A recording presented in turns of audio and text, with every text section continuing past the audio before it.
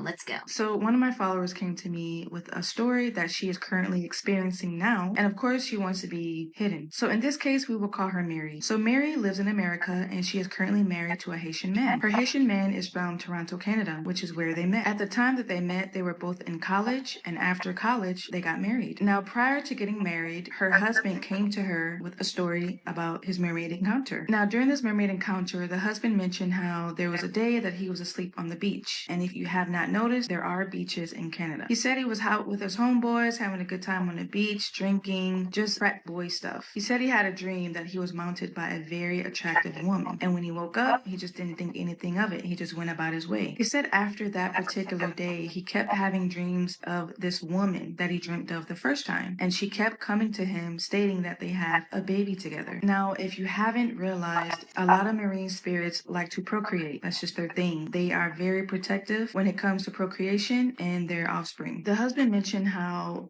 this marine spirit generated a bunch of wealth for him, like in ways that he doesn't even know how he got it. So of course he holds the connection between him and this marine spirit very, very close. Like he cherishes that. And he told the wife before they got married, if she wants to be with him, Mary has to allow the marine spirit to occupy her body. Now, remember I mentioned that the husband and the marine spirit has a baby together. And in order for that baby to be in the physical, the wife had to give birth to the baby. The wife mentioned how she was not ready for any of this. She claims that the marine spirit came to her in a dream on numerous occasions, trying to give a baby to her. And in that dream, she tells her no every single time. And apparently it's not going to stop until she accepts the baby in the dream. Because she loves her husband so dearly, she doesn't really know what to do. But there's a lot more to the story, so stick around for part 2. This is part 2 of a Haitian mermaid encounter.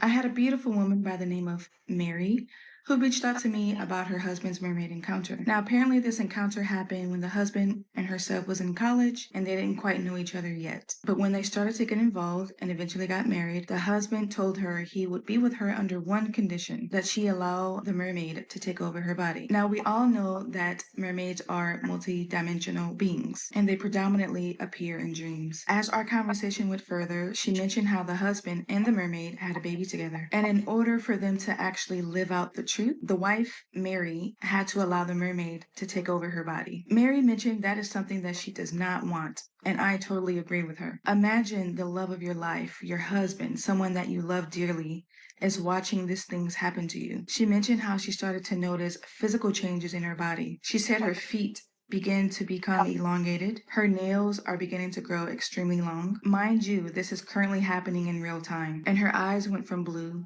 to pitch black. When she would go to her husband about this, the husband would say literally nothing, and he would tell her to allow it to happen. And as I mentioned earlier, she is not ready for that. Something that was very interesting to me, she came to me and said that she had a dream of the mermaid. And the mermaid, every time she dreams of this particular thing, it keeps trying to shove a baby to her. If she accepts that baby, she will become pregnant in the physical world. I know for some, this probably sounds crazy, but that's literally how it works, purely based on my experiences. Currently, they are in their 4th year of marriage, and she told me she began to see weird things happen in the 2nd year of their marriage. I can only imagine how scary this is for her. I asked her several times, why haven't you worked on leaving? Apparently the husband is well off. He has his own practice and, he has a substantial amount of wealth. She mentioned that he told her that the mermaid gave him high amounts of wealth, and she's not ready to leave. And in this economy, I completely understand. But it's kind of a life and death situation here, so I mentioned to her that she should work on leaving, for sure. She kept stressing the fact that she feels like her husband is looking at the mermaid instead of her. She feels her husband only wants her for that specific situation. What makes this story even crazier is that she told me that she began to see scales in her bed. Like basically when she wakes up, she sees dead skin, as if a snake was peeling itself or something. Stick around for part 3. So I'm a little pinched. She doesn't have the part 3 up, so we don't know what's going on. Like what's about to happen? What is she deciding to do? Because if the mermaid is popping up in her dreams, trying to hand her a baby, and then her husband is interlocked with this mermaid and wants the mermaid to take over the body of his current wife, it's just too much going on. Hmm. If your priorities are family, work, and school, in that order, university. okay. I gotta let it go. We gotta let it go. We got to move on, y'all. People don't only get kidnapped by mermaid spirits, that there are other types of spirits in the water that kidnap people, i.e. snake spirits. I am back with another spooky story. Now this story is called The Snake Husband. So in parts of Africa, people whisper about the Mami Wata spirits, water beings who can appear human but often take form of a snake. And they say if one of them falls in love with you, there is no escape. So a young woman, we're gonna call her Amara. Amara lived near a forest river. Every evening she fetched water alone. Although the elders warned her, never answer if you hear your name called by the river. So one night, Amara was just fetching her water, minding her business. Suddenly she heard it, and it was like a soft, deep, and a very sweet voice. Called her Amara.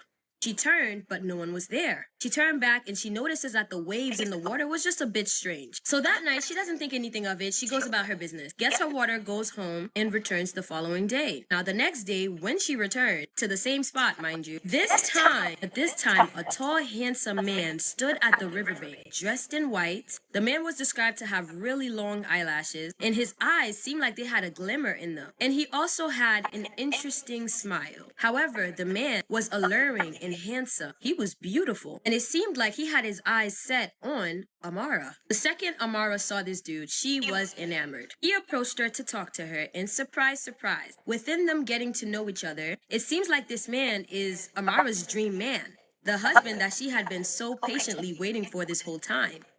Like, even his voice was soft. And while they were talking by the water, he offered her gifts, protection, and even love. Amara left, her chest tight. She just met the man of her dreams. How could she say no? So the person who submitted the story was Amara's sister. So she's telling it from her POV. Well, Amara started seeing this guy. They started going out to date, and Amara seemed like she was falling head over heels. 2 months into the relationship, Amara really started to want to meet the guy's parents, go to his house. However, he was always hesitant. Every time they would see each other, he would come pick her up, or they would just hang out in Amara's house. Well, 2 months into them dating, people noticed Amara changing. Her skin grew unusually smooth and cold. Her pupils became narrow like slits. At night, the weirdest thing, her family heard hissing coming from her room. And when they entered, the hissing was gone. Her skin started to shed like that of an actual snake.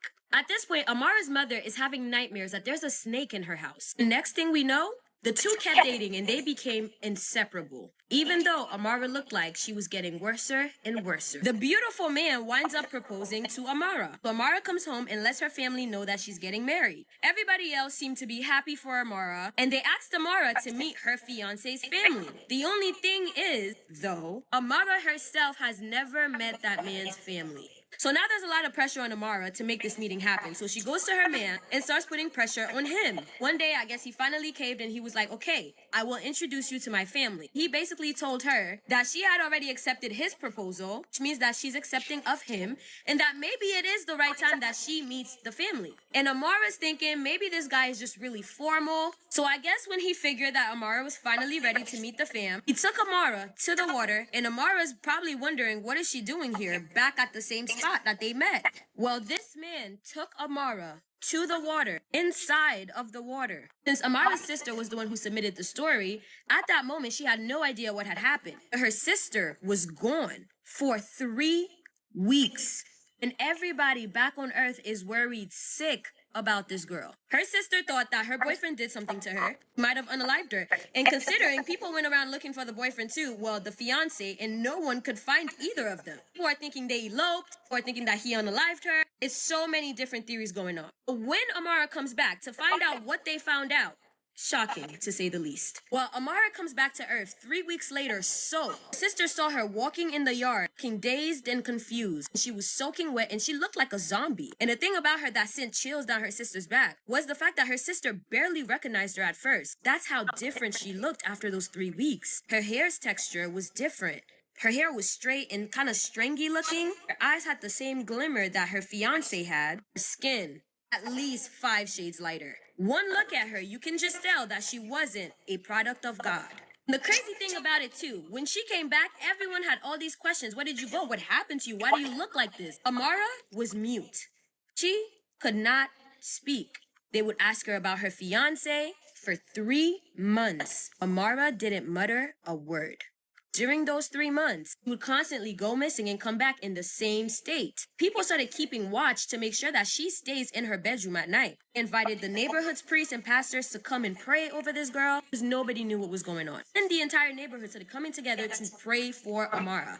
After 9 months, Amara's skin started darkening up, she went completely bald, and slowly but surely she started looking normal again. After 9 months, she started to speak. And when she spoke again, she talked about what she saw below. I ordered 200 hand-forged knives to my dorm room and built a Wix website to sell them. I'm Noah Rosen, founder and owner of Forged to Table Knives.